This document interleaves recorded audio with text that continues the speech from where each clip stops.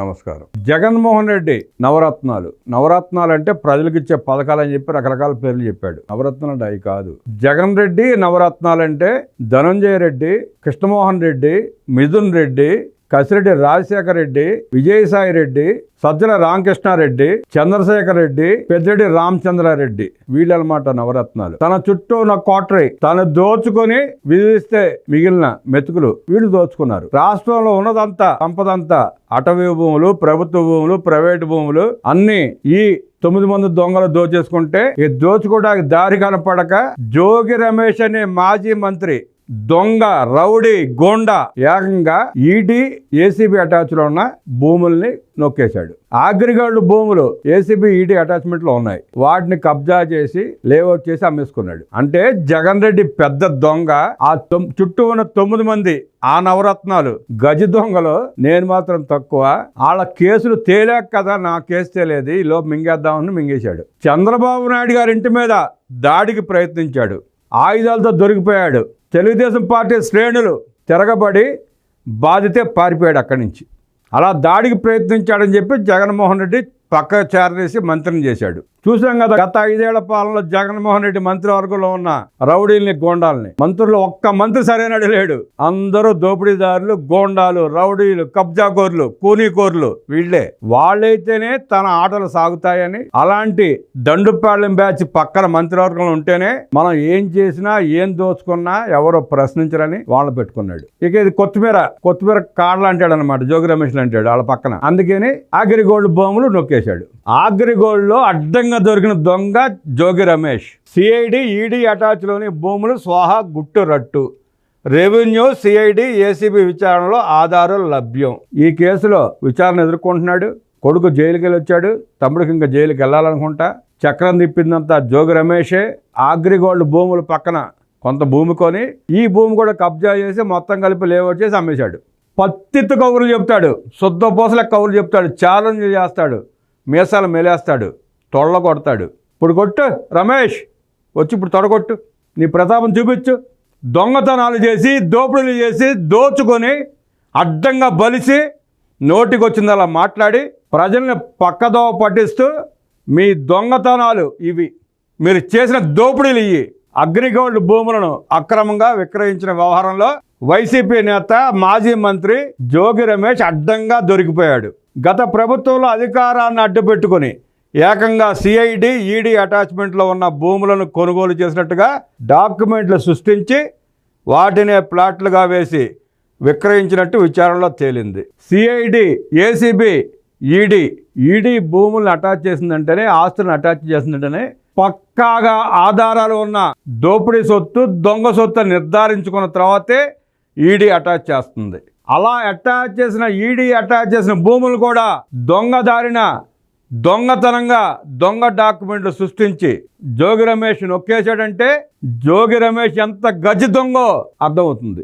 దొంగలకే దొంగ అనమాట జోగి రమేష్. చరిత్రలో ఎప్పుడు ఎక్కడ ఈడీ అటాచ్ చేసిన భూముల్ని ఎవడో దోచుకున్న దాఖలాలు లేవు, ఆక్రమించుకున్న దాఖలాలు లేవు, దొంగతనంగా అమ్ముకున్న దాఖలాలు అంతకంటే లేవు.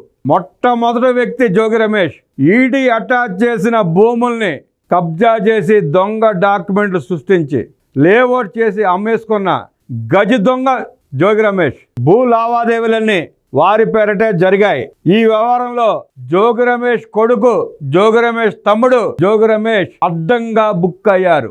జోగి రమేష్ తెర వెనక ఉండి మంత్రి హోదాలో జోగి రమేష్ వాళ్ళిద్దరి వెనకాల ఉండి కథంతా నడిపించాడు. గురువారం సాయంత్రం రెవెన్యూ, సిఐడి, ఏసీబీల సంయుక్త బృందం క్షేత్రస్థాయి పరిశీలన తర్వాత ఈ అక్రమాలని జోగి రమేష్ దోపిడీని జోగి రమేష్ దొంగ డాక్యుమెంట్ సృష్టించి అగ్రిగోల్డ్ భూములను ఆక్రమించి లేఅవుట్ చేసి అమ్మేసిన వైనాన్ని స్పష్టం చేశాయి. అగ్రిగోల్డ్ భూములను విక్రయించినట్టు చట్టబద్ధమైన ఆధారాలు లభించాయి. దీంతో జోగి రమేష్ మెడకు మరింతగా ఉచ్చు బిగుసుకుంది. నిన్ను ఆ జగన్ రెడ్డి కూడా కాపాడలేడు జోగి రమేష్. నువ్వు అడ్డంగా ఇరుక్కుపోయావు, బుక్ అయిపోయావు, దొరికిపోయావు. నువ్వు దొరికిపోయిన దొంగవే. నువ్వు ఎంత మొత్తుకున్నా నీ పెద్ద దొంగ నిన్ను రక్షించలేడు. ప్రజలు విస్తుపోయి ఆఖరికి దొంగలు బాబోయ్ దొంగలు, దొంగలు బాబోయ్ దొంగలు అంటూ వీళ్ళ మొహాన ఉమ్మేస్తున్నారు. సిఐడి, ఏసీబీ, ఈడీ అటాచ్మెంట్లో ఉన్న భూముల్ని కొనటం కానీ, అమ్మటం కానీ, కబ్జా చేయటం కానీ, దోపిడీ చేయటం కానీ పెద్ద నేరం, చాలా ఘోరమైన నేరం అది.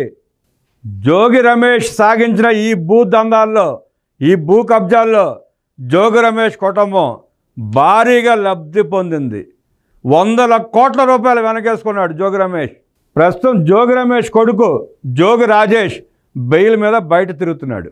ఈ కేసులో వాస్తవాలు నిగ్గు తేలటంతో రాజీవ్తో పాటు అదృశ్యంగా ఉండి ఈ మొత్తం కథను నడిపించిన అంతిమ లబ్ధిదారు జోగి రమేష్ను కూడా కేసులో చేర్చే అవకాశాలు కనిపిస్తున్నాయి. అవకాశాలు కనిపించేదేముంది, దోచుకుందే జోగి రమేష్. కొడుకును అడ్డం పెట్టుకుని, తమ్ముడిని అడ్డం పెట్టుకుని ఈడీ అటాచ్మెంట్లో ఉన్న భూములను దోచుకున్న జోగి రమేష్ని కేసులో ఇంకా ఇరికిచ్చే అవకాశాలు కాదు, ఇరుక్కున్నాడు. తన గొయ్యి తానే తవ్వుకుని ఆ గోతులో వచ్చి పడ్డాడు జోగి రమేష్. పేద మధ్య తరగతి ప్రజల నుంచి డిపాజిట్లను సేకరించిన అగ్రిగోల్డ్ యాజమాన్యం ఆ డబ్బుతో రియల్ ఎస్టేట్ వ్యాపారం చేసేందుకు అక్రమంగా ఉమ్మడి కృష్ణా జిల్లాలో ర్యాపిడ్ గ్రోత్ ఏరియాలలో పెద్ద ఎత్తున భూములను కొనుగోలు చేసింది. భూములే కాకుండా భవనాలు, అనేక వాణిజ్య సముదాయాలను కొనుగోలు చేసింది. కోట్లాది రూపాయల ఆస్తులను కూడబెట్టుకున్న తర్వాత ప్రజలకు అగ్రిగోల్డ్ యాజమాన్యం కుచ్చు టోపీ పెట్టింది. దీంతో అగ్రిగోల్డ్ యాజమాన్యం మీద కేసు నమోదైంది. అగ్రిగోల్డ్ యాజమాన్యం కొనుగోలు చేసిన భూములను సిఐడి స్వాధీనం చేసుకుంది. వాటిలో విజయవాడ రూరల్ మండలం అంబాపురం గ్రామంలో కొనుగోలు చేసిన భూములు కూడా ఉన్నాయి.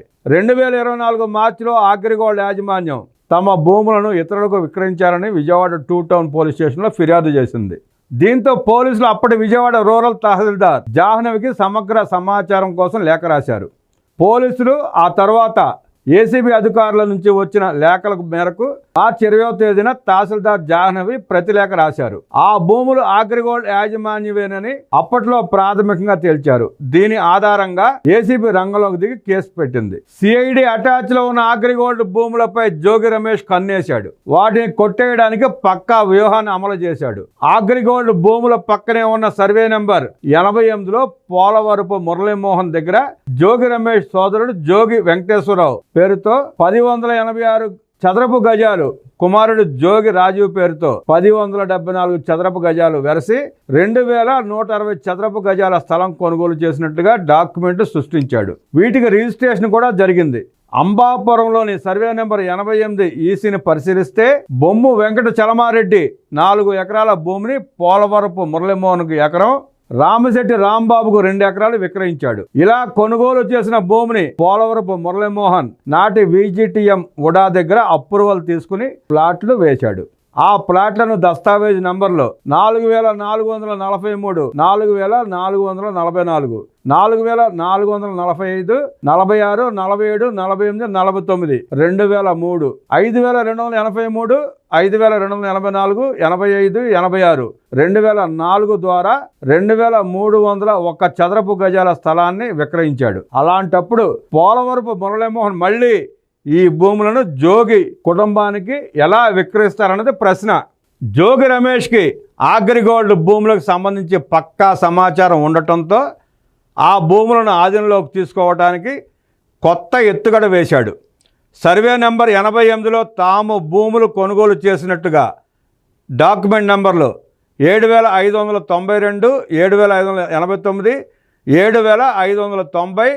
7591/2022 చెబుతున్న భూముల సర్వే నెంబర్ తప్పుగా నమోదైందని, అవి సర్వే నెంబర్ 87లో ఉన్నట్టుగా అప్పటి మండల సర్వేయర్ ద్వారా ఏపీ లైన్ కాపీని ప్రవేశపెట్టాడు. దాని ఆధారంగా జోగి వెంకటేశ్వరరావు సవరణ దస్తావేజ్ నంబర్ 2676/2023 ద్వారా తమ భూములు ఆర్ఎస్ నెంబర్ 87లో ఉన్నట్టుగా సవరణ రిజిస్ట్రేషన్ చేయించుకున్నాడు. జోగి రాజీవ్ కూడా సర్వే నెంబర్ 88 తప్పుగా నమోదైందని సర్వే నెంబర్ 87 పేరుతో సవరణ డాక్యుమెంట్ నెంబర్లు 2674/2023, 2675/2023 చేయించుకున్నాడు. ఆ తర్వాత ఈ భూమి చుట్టూ ప్రహరీ గోడ కూడా నిర్మించాడు. అక్రమ రిజిస్ట్రేషన్తో పొందిన అగ్రిగోల్డ్ భూములను 7 ప్లాట్లుగా చేసి జోగి వెంకటేశ్వరరావు, జోగి రాజీవ్లు వైసీపీ నేత వారి కుటుంబ సభ్యులకు విక్రయించాడు. 2023లో పడిగపాటి దుర్గాప్రసాద్ 208 గజాలు, పడిగపాటి దుర్గాభవాని 208 గజాలు, సోముల దుర్గాభవాని 208 గజాలు, సోముల వెంకటేశ్వరరెడ్డి 208 గజాలు, పడిగపాటి బాలమ్మ 208 గజాలు, పాటి సుబ్బారెడ్డి 208 గజాలుగా విభజించి విక్రయించాడు. ఈడీ అటాచ్మెంట్ ఉన్న భూమిని ఆక్రమించి దొంగ దస్తావేజ్ సృష్టించి మళ్ళీ దాన్ని తారుమారు చేసి సరి చేసుకుని మళ్ళీ చిన్న చిన్న ప్లాట్లుగా విభజించి విక్రమించి 100 కోట్లు సంపాదించుకున్నాడు. ఈ అగ్రిగోల్డ్ భూములను అడ్డం పెట్టుకునే జోగి రమేష్ ఇంకెన్ని 100 ఎకరాలు నొక్కేశాడో విచారణలో తేలే అవకాశం ఉంది. ఈ అగ్రిగోల్డ్ భూముల్లో ఉన్న ఎర్రచందనం మొక్కలను ఎకరాలకు ఎకరాలు అమ్మేసుకున్నాడు అప్పటి మాజీ డీఐజీ స్థాయి ఉన్నతాధికారి రామాంజనేయులు. జగన్మోహన్ రెడ్డి ముఠ అగ్రిగోల్డ్ భూముల్ని, రాష్ట్ర వ్యాప్తంగా ఉన్న అగ్రిగోల్డ్ భూముల్ని ఎక్కడ ఎంతెంత నొక్కేశారో వెలుగులోకి రావాల్సి ఉంది. జగన్మోహన్ రెడ్డి 5 ఏళ్ల పాలనలో ఆ దొంగల ముఠ, ఆ దండుపాళ్ల బ్యాచ్ ఎక్కడ పడితే ఎక్కడ దొరికితే అక్కడ భూములు నొక్కేశారు, గనులు మింగేశారు, ఇసుకని తినేశారు, అక్రమ మద్యం వ్యాపారం చేసి ప్రజల రక్తాన్ని తాగేశారు, లక్షల కోట్లు కూడబెట్టుకున్నారు.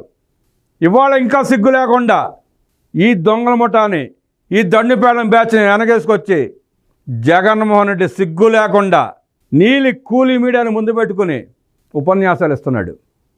ఇన్ని కేసులు తన చుట్టూ పెట్టుకొని లక్షల కోట్లు మింగేసి ఇంకా ప్రజలను మభ్యపెట్టే ప్రయత్నం చేస్తున్నారు ఈ దండుపాళ్యం బ్యాచ్.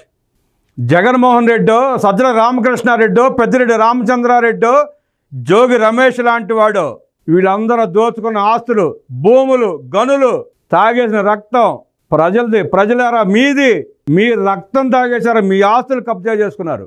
మిమ్మల్ని మీరు కాపాడుకునే ప్రయత్నం చేయాలంటే ఈ దండుపాళ్యం బ్యాచ్ని తరిమి కొట్టండి. రాష్ట్రంలో కనపడనివ్వకండి. కనపడితే తిరగనిస్తే మీ ప్లేట్లో మీరు తినే అన్నాన్ని కూడా లాక్కొని తినేస్తారు వీళ్ళు. అంతటి దుర్మార్గులు వీళ్ళు. మిమ్మల్ని మీరు కాపాడుకుంటారో లేక ఆ దుర్మార్గులను అలా తిరగనిస్తూ ఇంకా ఉదాసీనత వ్యక్తం చేస్తూ మిమ్మల్ని మీరు నాశనం చేసుకుంటారో తేల్చుకునే సమయం ఆసన్నమైంది. ఆలోచించాల్సింది, జాగ్రత్త పడాల్సింది ఆంధ్రప్రదేశ్ ప్రజలు. నమస్కారం.